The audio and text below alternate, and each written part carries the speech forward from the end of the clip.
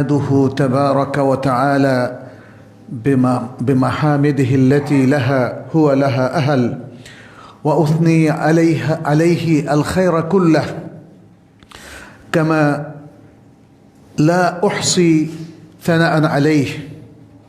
هو أجل وعلا كما أثنى على نفسه. أحمده تعالى وتبارك على نعمه الكثيرة وآلائه الوفيرة وعطاياه التي لا تحد ولا تحصى، لا تعد ولا تحصى. وأشهد أن لا إله إلا الله وحده لا شريك له، إله الأولين والآخرين وقيوم السماوات والأراضين.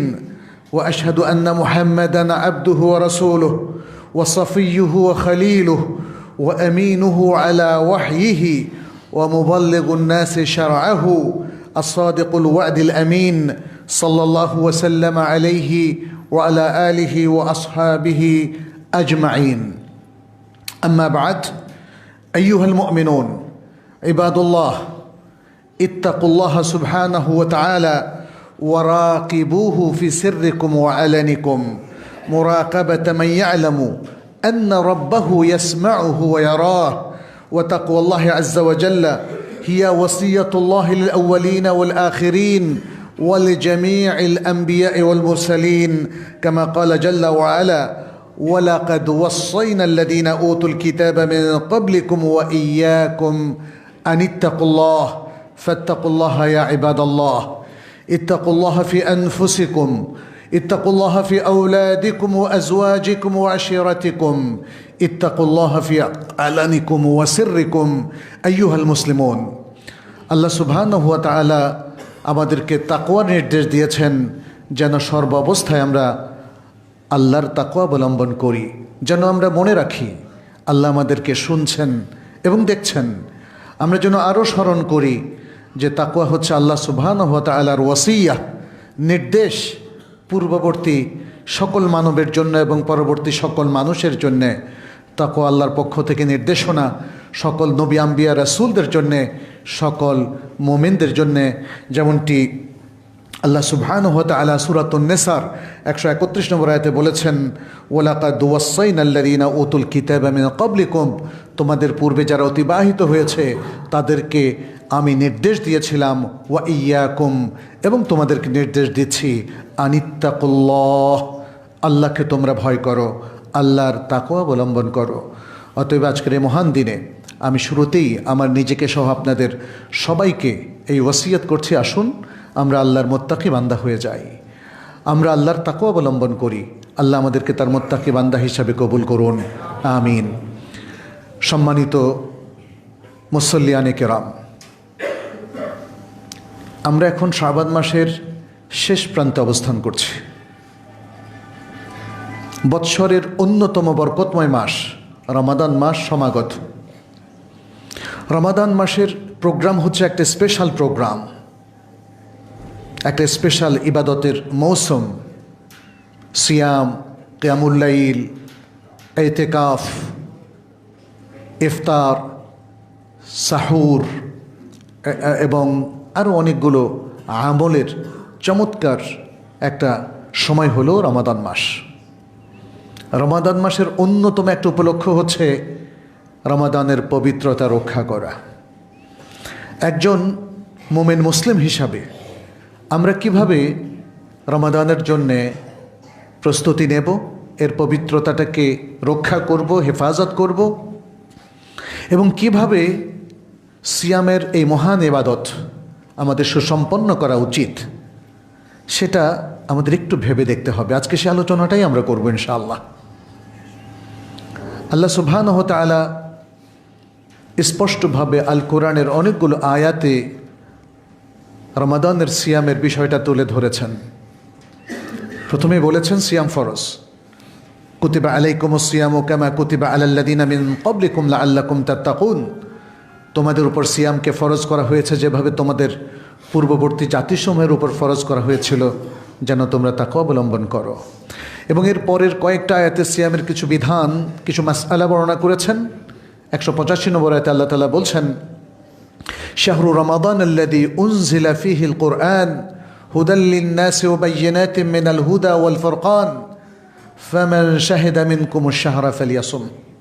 রমাদান মাস, যাতে আল কোরআন নাজিল করা হয়েছে মানুষের হেদায়েতের জন্যে, হেদায়েতের প্রমাণস্বরূপ এবং সত্য ও মিথ্যার মধ্যে পার্থক্য নির্ধারণ করার জন্যে। অতএব তোমাদের মধ্যে যারা এই মাসে উপস্থিত থাকবে তারা যেন সিয়াম রাখে। আল্লাহ সুবহানাহু ওয়া তাআলা স্পষ্ট করে রমাদানের সিয়ামকে ফরজ ঘোষণা করলেন। অতএব রমাদানের পবিত্রতার সবচেয়ে গুরুত্বপূর্ণ দিক হচ্ছে যাদের উপরে সিয়ামকে ফরজ করা হয়েছে, পুরুষ অথবা নারী, প্রত্যেকেই যেন সিয়াম পরিপালন করে। ঠিক তেমনি সালাতের পবিত্রতা হচ্ছে যাদের উপর সালাত ফরজ হয়েছে তারা যেন এক ওয়াক্ত সালাতও পরিত্যাগ না করে। সালাত পরিত্যাগ করা মানেই হচ্ছে সালাতকে উপেক্ষা করা, এর পবিত্রতাকে নষ্ট করা। সিয়াম ভাঙা মানেই হচ্ছে রমাদানের পবিত্রতাকে নষ্ট করা, সিয়ামের পবিত্রতাকে ধ্বংস করে দেওয়া। আসলে এই অধিকার কোনো মানবকে আল্লাহ সুবহানাহু ওয়া তাআলা দেননি। আল্লাহ যেই নীতি নির্ধারণ করেছেন, যে বিধান তিনি মানব জাতির উপর অবধারিত করে দিয়েছেন, অপরিহার্য করে দিয়েছেন, সেটা লঙ্ঘন করার কোনো অধিকার কোনো মানবকে তিনি দেন নাই। কিন্তু মানুষকে তো তিনি পরীক্ষা করছেন, দেখছেন কে তার নির্দেশ মান্য করলো আর কে করলো না, কে রমাদানের পবিত্রতা অক্ষুণ্ণ রাখলো আর কে রাখলো না, কে সিয়ামকে হেফাজত করলো আর কে করলো না। সেই পরীক্ষার জন্যেই তিনি আপনাকে আমাকে সেই সামর্থ্যও দিয়েছেন যাতে আমরা এর পবিত্রতাকে নষ্ট করে দিতে পারি, যাতে আমরা এই সিয়ামকে আমরা লঙ্ঘন করতে পারি। এমন একটা সামর্থ্য তিনি দিয়েছেন, কিন্তু সেই অনুমতি কিন্তু তিনি দেন নাই, তাই না? আপনি একটা রাষ্ট্রে যখন বসবাস করেন, এই রাষ্ট্রবিরোধী কর্মকাণ্ডে লিপ্ত হওয়ার শারীরিক মানসিক সামর্থ্য কিন্তু আপনার আছে, কিন্তু অধিকার কিন্তু আপনার নাই।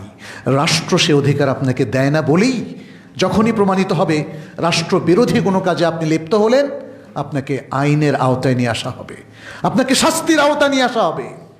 এবং আমাদের প্রিয় রব আল্লাহ সুবহানাহু ওয়া তাআলাও মনে রাখবেন, আজকে পাকড়াও করছেন না বলে আপনি বেঁচে যাবেন, তেমনটি হবে না।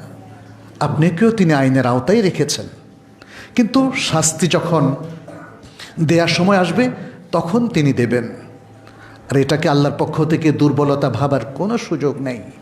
এটাকে আল্লাহর পক্ষ থেকে আপনাকে ছেড়ে দেওয়া হয়েছে, স্বাধীনতা দেওয়া হয়েছে, স্বেচ্ছাচারিতা করার আপনাকে অধিকার দেওয়া হয়েছে, এটা ভাবার কোনো অবকাশ নেই। আমরা রমাদানের পবিত্রতা যাতে রক্ষা করতে পারি, এই জন্য ইসলাম আমাদেরকে সুস্পষ্ট রমাদানের সিয়াম বিষয়ক নীতিমালা নির্ধারণ করে দিয়েছে। রমাদানের সিয়াম রাখার জন্য যে বিশেষ নির্দেশনা আছে, সেখানে আল্লাহ সুবহানাহু ওয়া তাআলা সূরা আল বাকারা 187 নম্বর আয়াতে কিন্তু স্পষ্ট করে দিয়েছেন। তিনি বলেছেন, ফজরের কালো রেখার পরে সাদা রেখা প্রকাশ পাওয়ার আগ পর্যন্ত তোমরা রাতের পানাহার অব্যাহত রাখতে পারো। আর যখনই সাদা রেখা তথা সুবহে সাদেক প্রকাশ পেয়ে যাবে, তখনই খাবার বন্ধ করে সিয়াম রাখতে হবে এবং সিয়ামটাকে পূর্ণ করতে হবে পরবর্তী সূর্যাস্ত পর্যন্ত। সুম্মা আতিম্মুস সিয়ামা ইলাল লাইল, রাত্র পর্যন্ত। রাত্রের ব্যাখ্যায় নবী সাল্লাল্লাহু আলাইহি ওয়াসাল্লাম সহিহ বুখারী সে বিখ্যাত হাদিসে স্পষ্ট করে দিয়েছেন এই রাত্রের ব্যাখ্যাটা কি, অর্থাৎ একজন রোজাদার কখন সিয়াম ভাঙবে। যখন সে সিয়াম ভাঙবে, তাকে ভাঙার অনুমতি দেওয়া হয়েছে, তখন ভাঙলে সেটা হবে ইবাদত, আর তার আগে ভাঙলে সেটা হচ্ছে সিয়ামের পবিত্রতা ধ্বংস করা এবং আল্লাহর নির্দেশ লঙ্ঘন করা। নবী সাল্লাল্লাহু আলাইহি ওয়াসাল্লাম বলছেন, ইযা আকবালাল লাইলু মিন হাহুনা ওয়া আদবারান নাহারু মিন হাহুনা ওয়া গারাবাতিশ শামস আফতারা সায়েম। যখন এদিক থেকে রাত্র আগমন করবে আর এই দিক থেকে সূর্য, এদিক থেকে দিবসের অবসান হবে এবং সূর্য ডুবে যাবে, তখন সায়েম রোজাদার কি করবে? ইফতার করবে। তাহলে সূর্য অস্ত যাওয়ার সাথে সাথেই ইফতারের টাইম হয়ে গিয়েছে, সেটিকে নির্ধারণ করলেন নবী সাল্লাল্লাহু আলাইহি সাল্লাম, সেটাও ওয়াহি।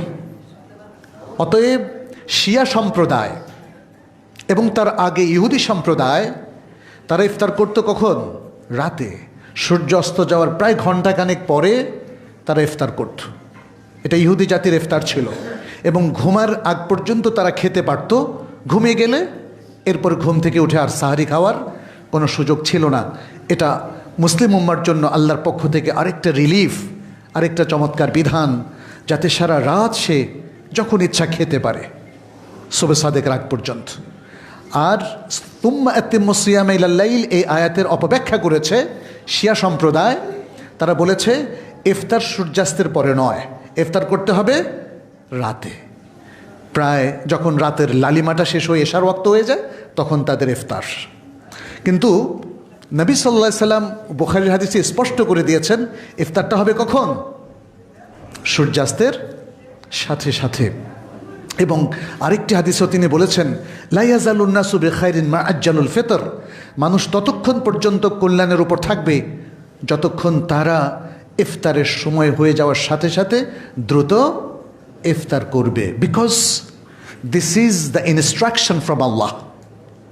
কারণ সে আল্লাহর নির্দেশ আদায়ে খুবই দ্রুততার সাথে মুভ করেছে। আপনি বুঝতে পেরেছেন তো? এখানে কিন্তু অন্য কোনো ব্যাপার না, ব্যাপার এটাই। একদিকে যেমন আপনার দেহ খাদ্য চাচ্ছে, দীর্ঘ লম্বা সময় ধরে আপনি সিয়াম রাখছেন, উপবাস ব্রত পালন করছেন, পেটের উপবাসের কারণে আপনার কষ্ট হচ্ছে, অতএব মন চাচ্ছে খেতে, আর আল্লাহ বলছেন খেতে, আপনি দেরি করবেন কেন? হোয়াই, তাই না? কোনো উত্তর নেই। আপনি কোনো ব্যাখ্যা এখানে দাঁড় করাতে পারবেন না। ব্যাখ্যা একটাই, আল্লাহ এবং তার রাসূলের কমান্ডকে দ্রুততার সাথে পালন করা। ফলে নবী সাল্লাল্লাহু আলাইহি ওয়াসাল্লাম বলছেন যেই উম্মার এ হলো ইনস্ট্রাকশন, এ হলো তারবিয়াত, যে আল্লাহ এবং তার রাসূলের পক্ষ থেকে কোনো নির্দেশ আসলেই দ্রুততার সাথে তারা সেটা পালন করে, তাহলে তাদের চাইতে ভালো মানুষ, আল্লাহর ভালো বান্দা, আল্লাহর নৈকট্যপ্রাপ্ত বান্দা কি আর হতে পারে? এটা একটা তারবিয়া, এটা একটা এডুকেশন। সুতরাং এই যে হাদিসগুলো আমরা পড়ছি, আয়াতগুলো পড়ছি, এর মধ্যে সেই এডুকেশনটাকে আমাদের এক্সপ্লোর করতে হবে, বুঝতে হবে। অন্যথায় এগুলো আমাদের কাছে ছোটোখাটো রিচুয়ালের মতো মনে হবে। আর এটা নিয়ে যে ইখতিলাফগুলো আছে এগুলোকে আমাদের কাছে মনে হবে এটা খুব খারাপ জিনিস। আসলে নবী সাল্লাল্লাহু আলাইহি সাল্লামের যে নীতি এবং তার যে নির্দেশনা, এগুলো আমাদেরকে বোঝার জন্য সর্বাত্মক চেষ্টা করতে হবে, পরিপালনের জন্য সর্বাত্মক চেষ্টা করতে হবে। তাহলেই সিয়ামের পবিত্রতা রক্ষিত হবে, রমাদানের পবিত্রতা রক্ষিত হবে। আমরা দেখছি যে এখানে আরও অনেকগুলো বিধান আল্লাহ এবং তার রাসূল সাল্লাল্লাহু আলাইহি সাল্লাম আমাদের উদ্দেশ্যে বর্ণনা করেছেন। তাহলে সিয়ামের পবিত্রতা হচ্ছে এই বিধানগুলো যথাসম্ভব বাস্তবায়ন করা এবং যথাসম্ভব আল্লাহ এবং তার রাসূলের নির্দেশ লঙ্ঘন থেকে নিজেকে রক্ষা করা। এটা হলো সিয়ামের গুরুত্বপূর্ণ আরেকটা দিক। সিয়ামের পবিত্রতা রক্ষার আরেকটা অন্যতম ইম্পর্ট্যান্ট এরিয়া, সেটা হচ্ছে সিয়ামকে অর্থবহ করে তোলা। এবং সিয়ামকে আপনি যে কোনো সীমালঙ্ঘন থেকে, যে কোনো হারাম কাজ থেকে, যে কোনো মিথ্যা কথা কিংবা অপসংস্কৃতি, অশ্লীলতা এবং যে কোনো অন্যায়মূলক কাজ থেকে সিয়ামকে রক্ষা করা। সিয়ামকে রক্ষা করা মানে কি? আসলে নিজেকে রক্ষা করা। সিয়াম তো আমরা রাখছি, সিয়াম আলাদা কোনো দৈহিক সত্তা নয়। সিয়াম হচ্ছে আমাদের একটা আমল, যে আমলটা আমরা পরিপালন করছি। অতএব সে আমলটা পরিপালন করতে গিয়ে পবিত্রতা রক্ষার কথাটা আসছে। আর এই জন্য নবী সাল্লাল্লাহু আলাইহি সাল্লাম বলেছেন মান লাম ইয়াদা কাওলা যুরি ওয়াল আমালা বিহি ফালাইসা লিল্লাহি হাজাতুন ফি আন ইয়াদা তাআমাহু ওয়া শারাবাহু। যে ব্যক্তি সিয়াম রেখে মিথ্যা কথা এবং মিথ্যা কাজ এ দুটোকে পরিত্যাগ করছে না, তাহলে আল্লাহর কাছে তার পানাহার ত্যাগের কোনো প্রয়োজন নেই। তার মানে হচ্ছে এটা কোনো কাজে আসবে না, এবং এই উপবাস ব্রত এটা আল্লাহর কাছে অ্যাকসেপ্টেড হবে না, মকবুল হবে না। কারণ সিয়ামের পবিত্রতা সে ক্ষুণ্ণ করেছে। কিভাবে ক্ষুণ্ণ করেছে? সে ক্ষুণ্ণ করেছে ঘুষ খেয়ে। সে ক্ষুণ্ণ করেছে সুদের সাথে সম্পৃক্ত থেকে, সে ক্ষুণ্ণ করেছে দুর্নীতির সাথে সম্পৃক্ত থেকে, সে ক্ষুণ্ণ করেছে জনগণের অধিকার নস্যাৎ করে দিয়ে, সে ক্ষুণ্ণ করেছে চুরি করে, ছিনতাই করে, অন্যায় করে, অশ্লীলতার সাথে সম্পৃক্ত থেকে। মেয়েদের ক্ষেত্রেও এগুলো ক্ষুণ্ণ হয় যখন সে হিজাব না করে, যখন সে আরও এমন সব কাজে লিপ্ত হয় যেটা আল্লাহ মেয়েদের জন্য অনুমোদন করেননি। পুরুষদের ক্ষেত্রে একই অবস্থা। নারী এবং পুরুষের জন্য কমন যে বিধানগুলো আছে উভয়কেই সেগুলো রক্ষা করতে হবে। আর কিছু স্পেশাল বিধান আছে নারীদের জন্যে, কিছু স্পেশাল বিধান আছে পুরুষদের জন্যে। সেগুলো রক্ষা করার মধ্য দিয়েই আপনার আমার সিয়ামের পবিত্রতা রক্ষিত হয়, এবং এভাবেই একটা পবিত্র জীবনের অধিকারী হওয়ার মধ্য দিয়ে সিয়াম গোটা মুসলিম উম্মাকে মোত্তাকি গড়ে তোলে। একটা চমৎকার এডুকেশন সিস্টেম, এবং সিয়াম একটা সুন্দর কারিকুলামও আপনি বলতে পারেন। আপনাকে কিন্তু কোনো জোর করা হচ্ছে না, তাই না? রোজা কি জোর করে রাখানো যায়?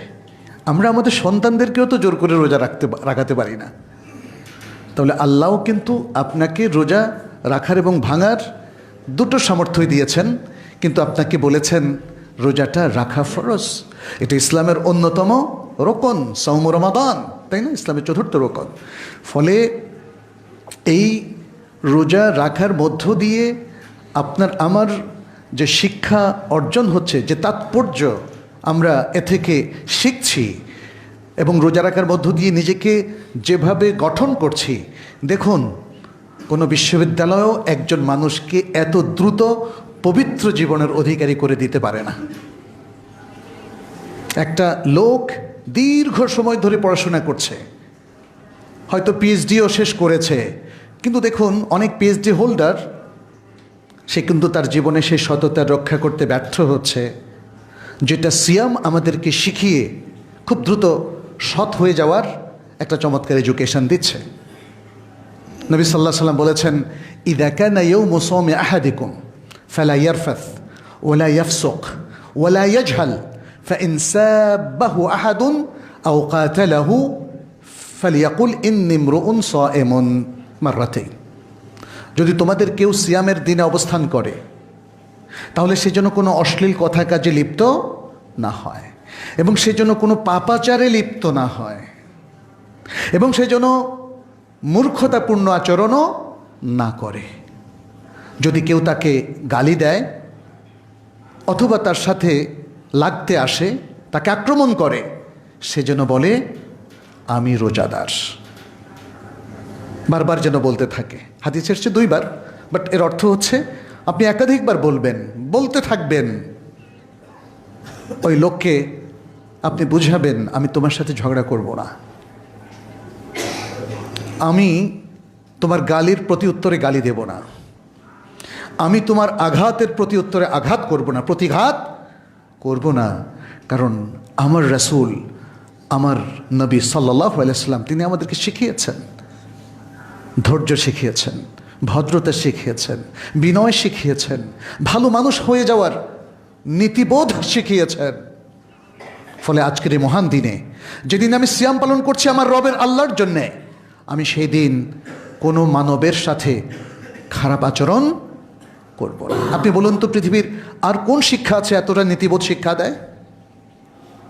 আপনি পৃথিবীর যত শিক্ষাই শিখেন না কেন, আপনাকে এত চমৎকার নৈতিকতা আর কেউ শেখায় না।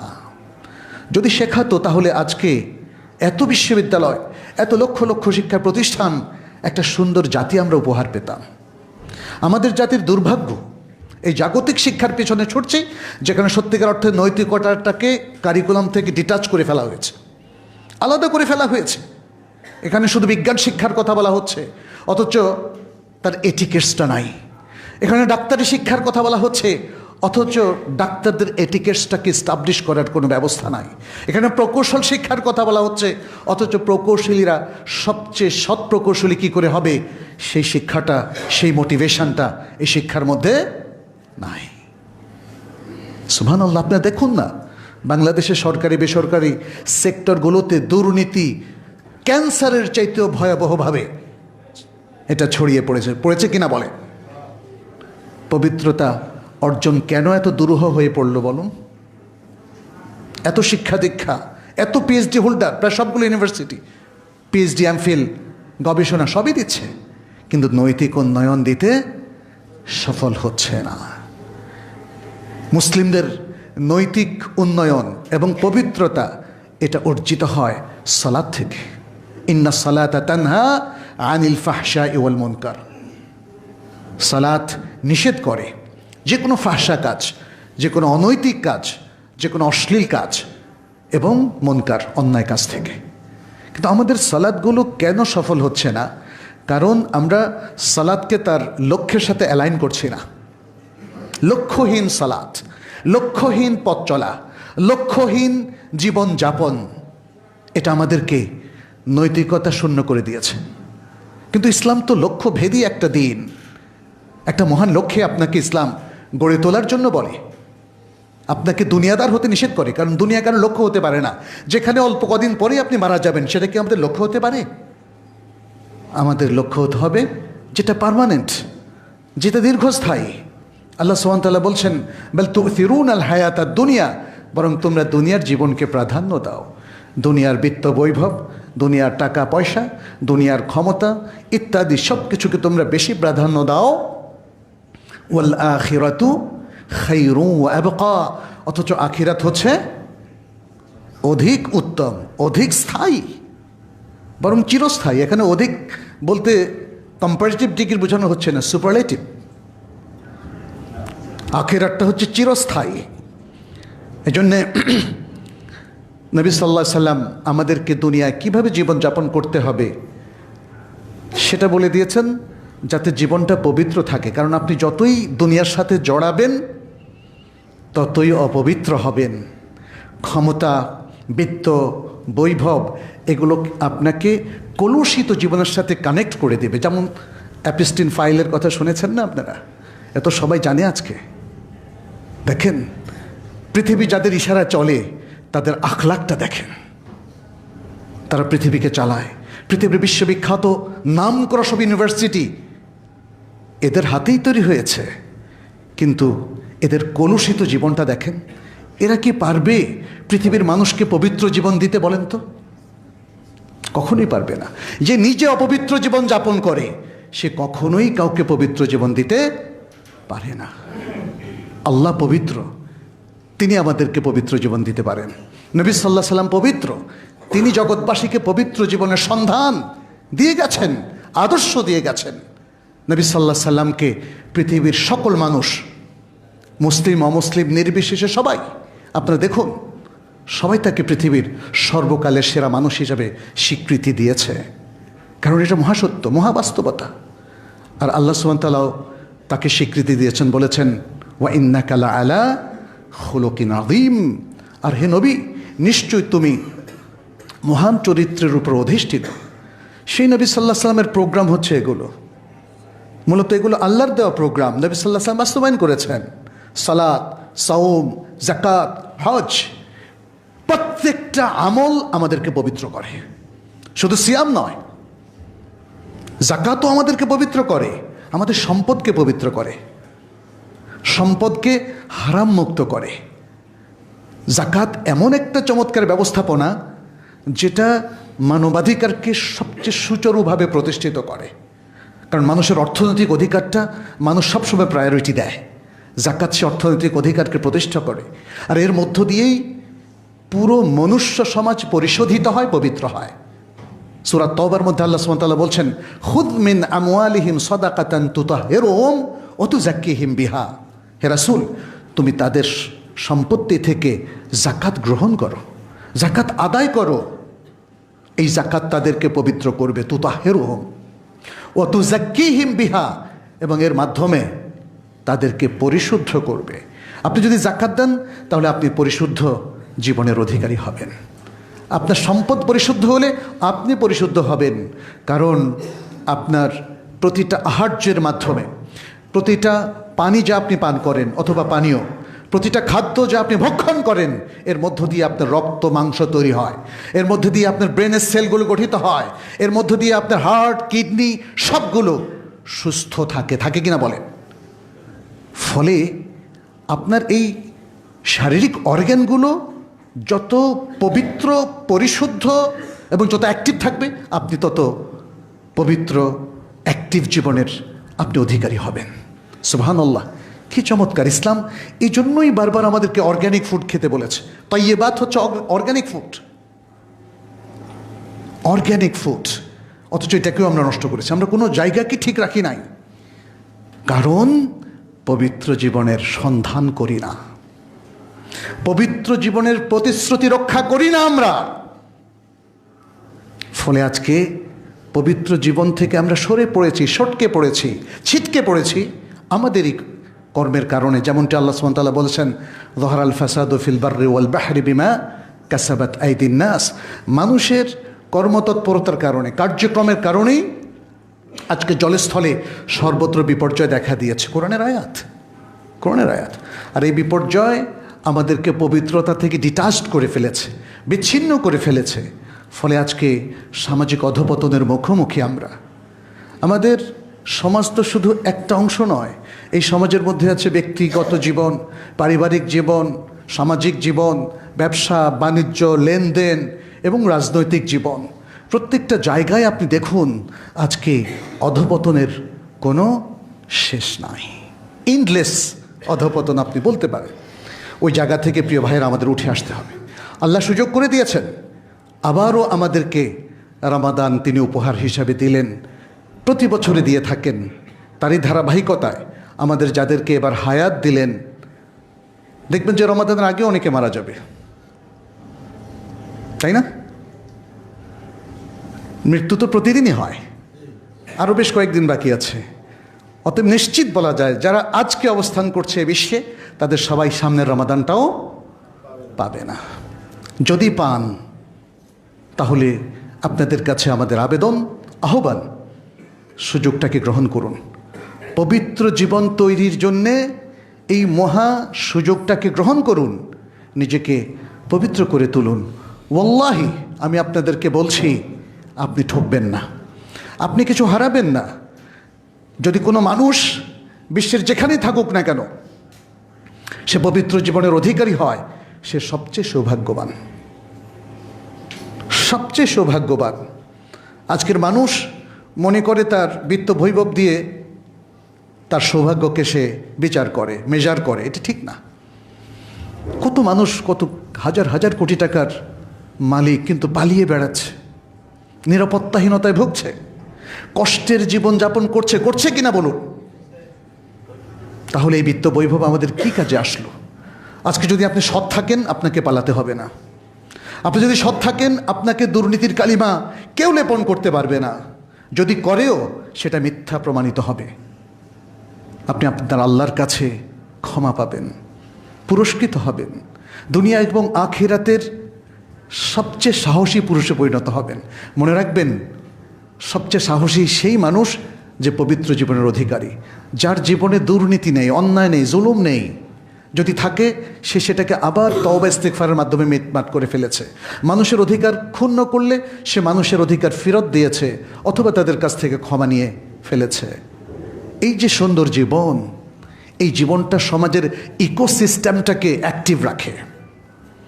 আর যদি সমাজের মানুষগুলো অপবিত্র হয়ে যায়, সমাজের ইকোসিস্টেমটা নষ্ট হয়ে যায়। এই কথাগুলো আমাদের শিক্ষার কারিকুলামে কিন্তু আসা উচিত। সমাজের ইকোসিস্টেমটা কিভাবে বজায় থাকে, এবং বিশেষ করে মুসলিম সমাজের, মুসলিম সোসাইটি, মুসলিম দেশগুলোর এটা আমাদের এডুকেশনে সম্পৃক্ত হওয়া উচিত। সেটা কিন্তু নাই, কারণ আমরা পাশ্চাত্যের সেবানুদাসে পরিণত হয়েছি। তাদের শিক্ষা ব্যবস্থা, তাদের এক্সপ্লোরেশন, তাদের মতামত, তাদের মতবাদ সবগুলো আমাদের বিশ্ববিদ্যালয়ে আমরা নিয়ে এসেছি, সেটাই পড়াই এবং নির্দ্বিধায় মনে করি যে ওটাই হলো আদর্শ, ওটাই হলো সঠিক। এটা ভুল, এটা ভুল। আপনার কাছে কোরআন আছে, প্রত্যেকটা মসজিদে কোরআন আছে, প্রত্যেকটা প্রতিষ্ঠানে কোরআন আছে। কোরআন আপনারা পড়েন না কেন?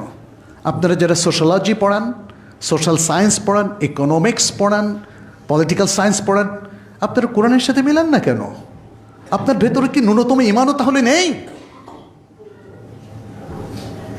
আপনার কোরআন আপনার রবের কাছ থেকে এসছে, এটা কোনো মানুষের লেখা না। তাহলে আপনি যা পড়াচ্ছেন অ্যাজ এ প্রফেসর, আপনি কি সঠিক পড়াচ্ছেন নাকি পাশ্চাত্যের মতবাদগুলো তোতা পাখির মতো মানুষের আপনার স্টুডেন্টদের কাছে তুলে দিচ্ছেন? স্টুডেন্টদেরকে আমরা মিসগাইড করছি। আমাদের যে স্বাতন্ত্র্য ছিল কোরআন এবং সুন্নাহ ভিত্তিক জ্ঞান, মুসলিমদের স্বতন্ত্র কৃষ্টি কালচার, আমাদের যে স্বভাব বৈশিষ্ট্য পবিত্র জীবন, ওয়াল্লাহি এটা পৃথিবীর আর কোনো জাতির নাই। কিন্তু মুসলিমদের অধিকাংশ মানুষ আজকে তাদের এই স্বাতন্ত্র্য থেকে বিচ্ছিন্ন হয়ে তারা অন্য দেশের, অন্য ধর্মের, অন্য কৃষ্টি কালচারের জোয়ারে ভেসে যাচ্ছে। ফলে আপনি হয়তো বলবেন, মুসলিমদেরকে তো সেই স্বাতন্ত্র্যের মধ্যে আমরা পাচ্ছি না, সেই সাফল্যের মধ্যে আমরা পাচ্ছি না। ঠিকই, আমরা পাচ্ছি না, কিন্তু না পাওয়ার পেছনে কোরআন কি দায়ী? না পাওয়ার পেছনে কি হাদিস দায়ী? না পাওয়ার পেছনে কি ইসলামের এই পবিত্র মহান সিস্টেমটা দায়ী? না না, বরং এই সিস্টেমটাকে ইগনোর করাটা দায়ী। এই সিস্টেমটাকে আমরা গ্রহণ করতে পারিনি। যাই হোক, আমি সিয়াম নিয়ে আর কিছু কথা আপনাদের সামনে একটু বলতে চাই যে প্রতি বছরই সিয়াম তাহলে আমাদের কাছে যে বার্তা নিয়ে আসে, আসুন আমরা এই যে কটা দিন আছে সে বার্তাটা একটু ভালো করে হৃদয়ঙ্গম করি, পবিত্র জীবনের জন্য একটু প্রস্তুতি গ্রহণ করি। মানসিক প্রস্তুতির আগে 1 নম্বর দরকার। আমার জীবনের যে কোনো কালো অধ্যায়, কলুষিত অধ্যায়, এটা আমি সবচেয়ে ভালো জানি। আমাকে এবার নতুন করে সিদ্ধান্ত নিতে হবে, সব কিছু ধুয়ে মুছে আমি পরিষ্কার করে ফেলব। আমি আর জীবনের কোনো কালো অধ্যায় রাখব না। আমি পবিত্র মানুষ হয়ে যাওয়ার জন্য এই রমাদানটাকে ব্যবহার করব। তাহলে রমাদান কিন্তু সেই সুযোগটা আপনাকে দিয়েছে সিয়ামের মাধ্যমে। কিয়ামুল লাইল, কার জন্য এত কষ্ট করে 2 ঘন্টা 2.5 ঘন্টা দাঁড়াচ্ছেন? আল্লাহর জন্য, তাই না? তাহলে সে আল্লাহর জন্য বাকি সিয়ামের পরে, রমাদানের পরে আবারও কেন কলুষিত জীবনে ফেরত যাবেন? সে আল্লাহ কি ওই দিন আর থাকবেন না? আল্লাহ কি শুধু আমাদের কাছে রমাদান মাসেই উপস্থিত থাকেন? আল্লাহ তো সবসময় থাকেন। আল্লাহ আসলে আমাদেরকে সিয়ামটা দিয়েছেন ট্রেনিংয়ের জন্যে, যেন আমরা একটা গুড রিমাইন্ডার নিতে পারি এবং নিজেকে প্রস্তুত করতে পারি সারাটা জীবনের পরে আমরা আল্লাহর রাস্তায় থাকবো। ঠিক এই রমাদানে জীবনটা যেভাবে কাটিয়েছি, পরবর্তী শেষ নিঃশ্বাস পর্যন্ত পুরো জীবনটা আমরা সেভাবেই কাটাবো। সিয়ামের